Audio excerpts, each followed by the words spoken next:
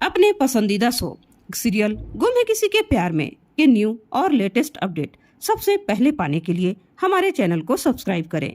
आज के एपिसोड की शुरुआत में डॉक्टर सभी को नील की रिपोर्ट्स दिखाते हैं और कहते हैं कि नील को ब्रेन के पास वाली नस पर गोली लगी थी, इसी वजह से उसकी याददाश्त चली गई है। यह सुनकर सभी हैरान रह जाती है और कहती है कि इसका मतलब उन्हें कुछ भी याद नहीं है। डॉक्टर कहते हैं कि कुछ बातें नील को अभी भी याद है, साथ ही उसके दिमाग ने भी अपने आप कुछ यादें बना ली है। सभी को यह सुनकर कुछ भी समझ में नहीं आता। डॉक्टर सभी को समझाते हुए कहते हैं कि नील को तुम और तुम्हारे बच्चे अपने बीवी बच्चों के रूप में याद है।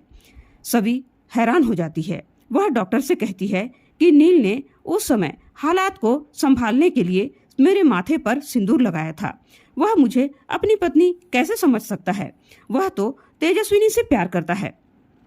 डॉक्टर उसकी बातों से सहमत होते हैं और कहते हैं कि मुझे पता है सभी कि नील तेजस्विनी से बहुत ज्यादा प्यार करता है, लेकिन अब उसे तो कुछ याद ही नहीं है, तो वह तेजस्विनी से कैसे प्यार करेगा? सभी हैरान होकर कहती है कि अब हम क्या करें? डॉक्टर कहते हैं कि हम अभी फिलहाल कुछ नहीं कर सकते, लेकिन मैं चाहता हूँ कि जब तक नील को सब कुछ याद नहीं आ जाता तब तक तुम नील की पत्नी बनकर उसके सामने रहो। जब तक उसे सब कुछ याद नहीं आ जाता तब तक तुम यह नाटक करो। लेकिन सभी ऐसा करने से मना कर देती है। डॉक्टर सभी को उसकी मांग का सिंदूर याद दिलाते हुए कहते हैं कि ये सिंदूर इस बात का गवाह है कि नील से तुम्हारी शादी हुई है। सभी डॉक्टर की बात से इनकार करते हुए कहती है कि मैं और नील तो दोस्त भी नहीं हैं, तो पति पत्नी कैसे हो सकते हैं? वह अपनी पत्नी से प्यार करता है और मैं अपने पति से प्यार करती हूँ। डॉक्टर सभी की बात से सहमत होते हैं और बताते हैं कि वह नील को बहुत अच्छे से जानते हैं। वह सभी से कहते हैं कि नील ने तुम्हारी मदद करने के लिए तुमसे शादी की थी, लेकिन जब उसको तुम्हारी मदद की जरूरत पड़ी तो तुम पीछे हट रही हो। डॉक्टर सभी से नील की पत्नी होने का नाटक करने के लिए आग्रह करते हैं। सभी यह सब करने से मना कर देती है और वहां से जाने लगती है। तभी डॉक्टर उससे कहते हैं कि नील ने तुम्हारे बच्चे की जान बचाने के लिए अपनी जान दांव पर लगा दी और तुम उसको बचाने के लिए एक छोटा सा नाटक भी नहीं कर सकती। जब तुम्हें नील की जरूरत थी तब वह तुम्हारे साथ खड़ा रहा, और जब उसे तुम्हारी जरूरत है तब तुम ऐसे पीछे नहीं हट सकती हो। सभी तुम्हें नील का एहसान चुकाने का मौका मिला है, तो पीछे मत हटो। यह कहकर डॉक्टर वहां से चले जाते हैं। उसके बाद सभी को बार बार डॉक्टर की कही हुई बातें याद आती है और वह परेशान हो जाती है। तभी अचानक से भाग्यश्री हॉस्पिटल में सभी को गिरफ्तार करने के लिए पुलिस को लेकर पहुंच जाती है। भाग्यश्री चिल्लाते हुए सभी को बाहर बुलाने के लिए कहती है। सभी वहां आ जाती है और उनको शांत रहने के लिए कहती है। भाग्यश्री पुलिस से सभी को गिरफ्तार करने के लिए कहती है और इल्जाम लगाती है कि यह मेरे पोता पोती को छीनकर यहाँ लेकर आई है। सभी को देखकर इंस्पेक्टर कहती है कि हमें नहीं पता था मैम कि इन्होंने आपके खिलाफ शिकायत दर्ज की है।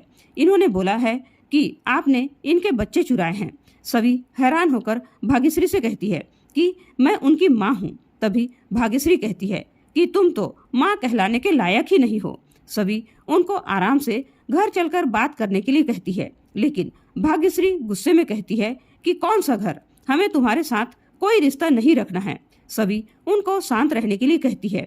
इसी बीच तारा सभी पर इल्जाम लगाती है कि मेरे भाई की इज्जत उछालने के बाद हम तेरी शकल भी नहीं देखना चाहते। सभी यह सुनकर हैरान हो जाती है और उससे पूछती है कि मैंने ऐसा क्या किया है कि तुम्हारे भाई का नाम उछल गया, इज्जत उछल गया? तारा सभी को अपने फोन में न्यूज दिखाती है जिसमें रजत पर पैसों की हेरा फेरी का इल्जाम लगाया जाता है। यह देखकर सभी चौंक जाती है और कहती है कि यह सब बकवास है, मैं मीडिया के सामने जाकर सच बोलूंगी। लेकिन भाग्यश्री इस सब के लिए सभी को ही दोष देती है और उसे बुरा भला सुनाती है। भाग्यश्री उसे गुस्से में कहती है कि मैंने रजत से तुम्हारी शादी करवाकर बहुत बड़ी गलती कर दी। मैं रजत की निशानी पर तुम्हारी परछाई भी नहीं पड़ने दूंगी। सभी हैरान होती है। इसी बीच भाग्यश्री सभी के सामने गुजारिश करते हुए कहती है कि मुझे मेरे पोता पोती लौटा दे, मुझसे मेरे बच्चे मत छीन। ऐसा कहते हुए वह सभी के सामने रोने लग जाती है। सभी भाग्यश्री की भावना को समझते हुए कहती है कि मैं आपको बच्चों से अलग नहीं करना चाहती, लेकिन अगर आपने मेरे बच्चों को मुझसे अलग करने की कोशिश की तो मैं ऐसा हरगिज नहीं होने दूंगी। पूरा सच जानने के बाद भी आप कुछ भी मानने के लिए तैयार ही नहीं हो। सभी साफ साफ कहती है कि मैं नहीं चाहते हुए भी नील के साथ यह रिश्ता स्वीकार करती हूँ। सभी की यह बात सुनकर सभी हैरान रह जाते हैं। सभी कहती है कि आप लोग हमारी शादी को माने या ना माने, लेकिन कोर्ट हमारी शादी को मंजूरी जरूर देगा। फिर चाहे आप कुछ भी करो, बच्चों की कस्टडी तो मुझे ही मिलेगी, क्योंकि मैं उनकी माँ हूँ। सभी सामने हाथ जोड़कर तमाशा नहीं करने के लिए कहती है। वह भाग्यश्री से कहती है कि अगर आपको बच्चे चाहिए तो आप बेशक कोर्ट में केस कर सकती हैं। सभी वहां से चली जाती है। भाग्यश्री सभी को बद्दुआ देते हुए कहती है कि तुम जिंदगी में कभी खुश नहीं रहोगी, मैं मेरे पोता पोती को वापस लेकर ही रहूंगी। इंस्पेक्टर भाग्यश्री से कहती है कि आपको कोर्ट में केस करना ही होगा। तारा भी भाग्यश्री से कहती है कि अभी हम चलते हैं, सभी को हम कोर्ट में ही देख लेंगे। वे सभी वहां से जाने लगते हैं। तभी उनकी मुलाकात लीना से होती है। भाग्यश्री लीना को आगाह करते हुए कहती है कि सभी मेरे बेटे को खा गई, तुम्हारे बेटे को भी खा जाएगी, वह तुम्हें भी बर्बाद कर देगी। भाग्यश्री वहां से चली जाती है और लीना परेशानी में पड़ जाती है। दूसरी तरफ नील डॉक्टर से पूछता है कि मेरे बीवी और बच्चे कहाँ हैं, वे आए क्यों नहीं मुझसे मिलने, मुझे उनसे मिलना है। तभी सभी आती है और कहती है कि मैं यही हूँ। नील सभी को देखकर खुश हो जाता है। सभी नील के पास आती है और पूछती है कि आप कैसे हो। सभी देर से आने के लिए उससे माफी मांगती है और कहती है कि मैं बच्चों के पास थी, इसलिए देर हो गई। नील सभी के हाथ में अपराजिता के फूल देखकर खुश हो जाता है और कहता है कि ये मेरे फेवरेट फूल हैं। सभी नील से पूछती है कि क्या आपको कुछ भी याद नहीं। नील कहता है कि मुझे कुछ भी याद नहीं है। सभी उसको विश्वास दिलाते हुए कहती है कि मैं आपको सब कुछ याद दिलाकर रहूंगी। नील को सभी का चेहरा याद आता है, लेकिन उसका नाम याद ही नहीं आता। उसे अपने आप पर अफसोस होता है कि मुझे मेरी बीबी का नाम भी याद नहीं है।